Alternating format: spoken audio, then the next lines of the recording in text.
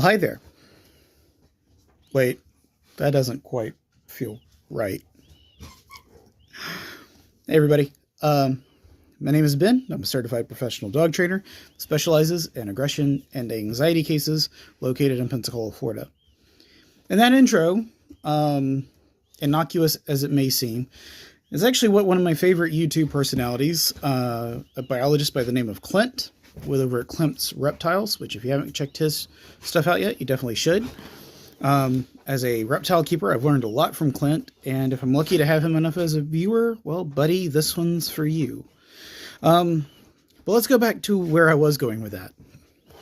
And the reason I'm talking about a reptile personality, this is a redfoot tortoise. This is toothless. Sorry, this is a toothless. This is Littlefoot. And she is definitely not a chicken. You can see she's got a nice tough shell here. She's got a little bit of pyramiding because of some humidity issues when we got her. But she's a pretty tough animal. And this shell could easily deflect a dog's tooth. Could easily break a dog's tooth. And I've heard stories about reptiles or redfoot tortoises breaking jaguar teeth. You can see she could tuck those legs in. She could tuck in that little head. She's a lot more tough than a chicken is. Nowhere near as fragile. And this little guy is Darian. He's one of our Russian tortoises. And he's a crawler and a climber and a digger, as you can see. And he's also not a chicken. He's a little tougher than a chicken. That's a pretty solid shell right there. Right? Not many things that go after tortoises here in my house, at least. But definitely not a chicken. And this is Gray. He's our bearded dragon. Also, definitely not a chicken. Although, more fragile than the tortoises, definitely. He's a rescue. We got him from a friend who couldn't keep him anymore. He's an old man, over 10, you know. Interestingly enough, when we got him, he would not have been comfortable with us, and he's actually quite comfortable, all told, with being handled. But he's definitely not a chicken. And this most certainly is not a chicken. This is a Kenyan sandboa. And this is our Kenyan sandboa Oberon. And I've had him since 2014. And out of all of our exotics, he's probably my favorite. But as someone who was an exotic pet keeper before he was a dog trainer, one of the things that I have driven home is that my exotics are safe whenever I have them out and handling them whenever my dogs are around. I certainly don't crate my dogs when I'm handling my exotics. In fact, Kristoff is lying here next to me on the floor. Barley is just over there. My exotics mean just as much to me as to my mammalian pets are. And I want them to be safe and well taken care of. You can see Obi here is shed just a little. He's still got a little bit on his face too, which means I need to maybe get him a little damp rag and help him along here. I get a lot of people who need help with their dogs, especially with one thing in particular, which is chickens. In fact, the closest thing I actually have to a chicken would be this. A Therizinosaurus? Therizinosaurus, there we go. It's a weird name, and you can tell it's got a bird-like beak and feathers and that kind of thing. It's the closest thing I have to a chicken. But whether you're dealing with a snake, or a tortoise, or a chicken, what do you do with your dog's prey drive What do you do with your dog's reaction towards that animal that it's never seen until now? Now, ideally, if you're like Barley and Kristoff, you've never not known a time without one of these animals in your house. Oddly enough, the same was true of Flynn and Philip. I had Obi longer than I've been a dog trainer. And I like spending a lot of time with him. He's my favorite of all of our exotics. I find that spending time with him is very peaceful. But I want to make sure that I don't have to put my dogs away and them stop being dogs just because I have my snake out. And the same is true, I feel like, with chickens. So we're going to talk about today, not using a snake the entire time. But we're going to talk about today what behaviors are useful for your dog and exotic pets. All right, let's get started. Okay, so now that we've covered, well, what aren't chickens, let's talk about what we can do. So a lot of the issues that owners have when it comes to working with their dogs and chickens is chickens, A, don't behave in a way that owners or dogs find predictable. Well, experience around chickens or around anything really can help dogs learn how these animals move and make their actions, and not only the dog's actions more predictable, but the actions of the chicken or whatever animal we're doing this with more predictable to the dog. We're going to need a couple of things for this exercise. You're going to need a mat that you've already done some mat work with, which can serve as like a place cue. I'm going to be using some treats and clicker. And then I'll need two things. I will need something to be a stand-in for my not chicken, which is going to be this thing. And then something that will be the stand-in for the not chicken, real chick. The terminology is losing me. The thing we're conditioning against.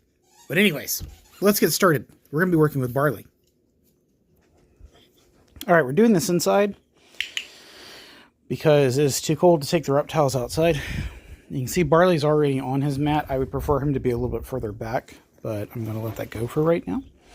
We're also doing this with Kristoff out here. So I'm trying to get a couple of things here. All right. So ideally, I don't want to tell my dog what he has to do. I wanted him to do it kind of on his own. Good boy, Barley. But I don't really want to cue this behavior too much. When these mats come out, I really want them to kind of do their own thing, right? Barley's been doing this exercise a lot more than Kristoff because we were doing this exercise tied to counter conditioning with other dogs. And I'll make sure this behavior is really well developed. And as you can see, it's pretty well developed in my Border Collie. Well, at least you're pretty. I know you're a pretty dog.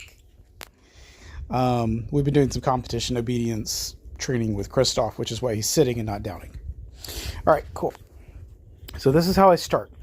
I want to make sure that the mat is out and that the dogs understand what to do with the mat. Now we're going to take this a step further, and we're going to introduce the not chicken. And one more click before we bring in the decoy. Okay, so now what we're going to do is we're going to bring in the not a chicken decoy. I don't actually have any bird-themed toys in my house that could maybe, I don't know. But whatever I'm doing this with, whatever I'm using as a decoy, should not be something that the dogs have access to on a regular basis. This dinosaur sits up on one of my bookshelves. Shocker, if you know me at all, you know I'm a dinosaur nerd. This sits up on one of my bookshelves. It's a display piece. It's meant to be a display piece, and my dogs don't get anywhere near it. This is the thing, though. These are expensive. they're hard to find, and if my dogs get it, I'm probably going to be out of luck about finding another one. So I don't want my dogs to chew on this.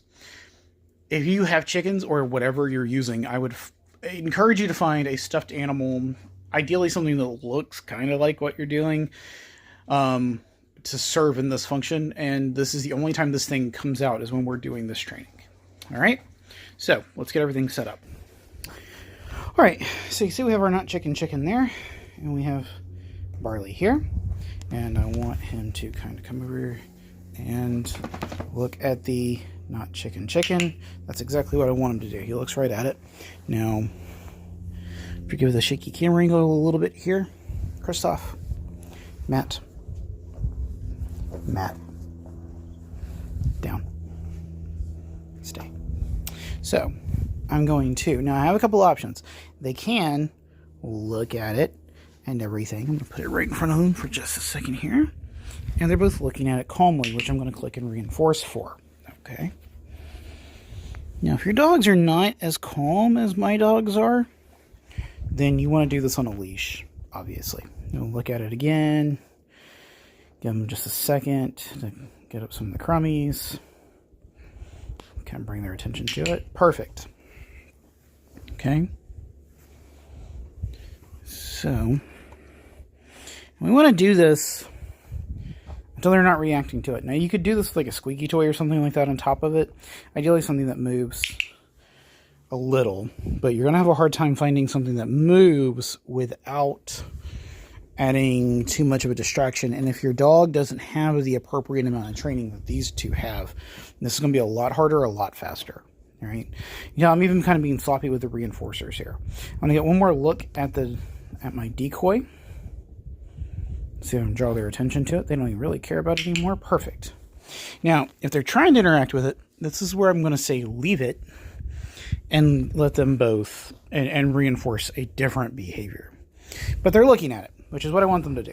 I want them to look right here at the dinosaur. Cool. And Christoph thought I was coming to love on him, but we'll sleep him all from anyways. All right, let's bring in a not chicken live. Let's get a reptile.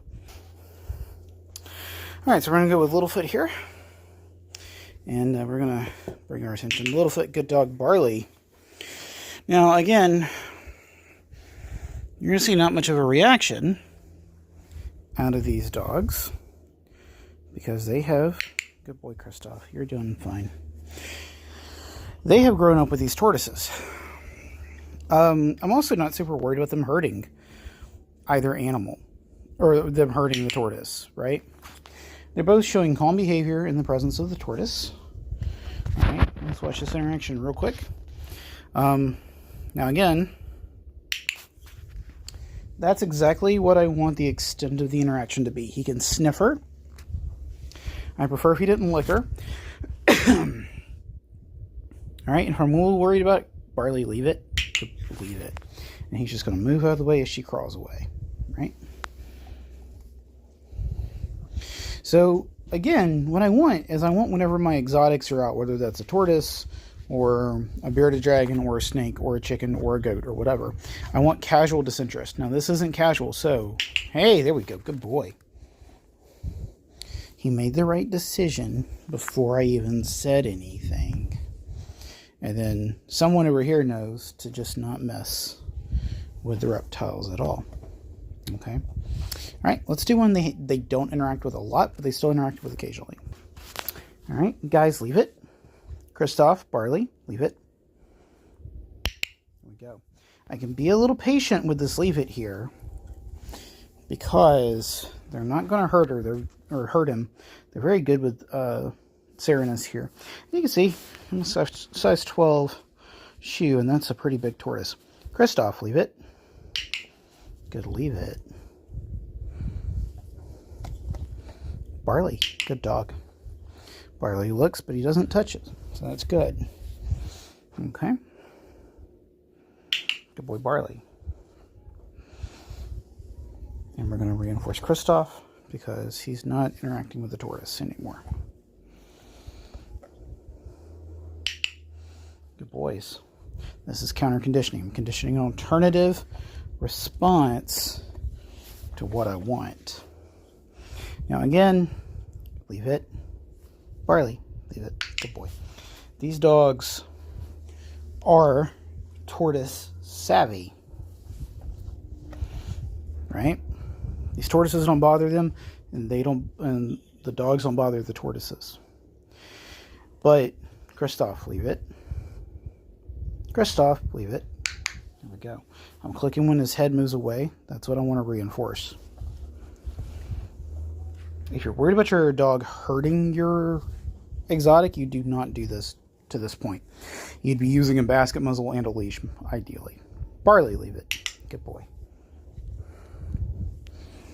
Okay. This looks pretty easy, right? All right, let's wrap it up.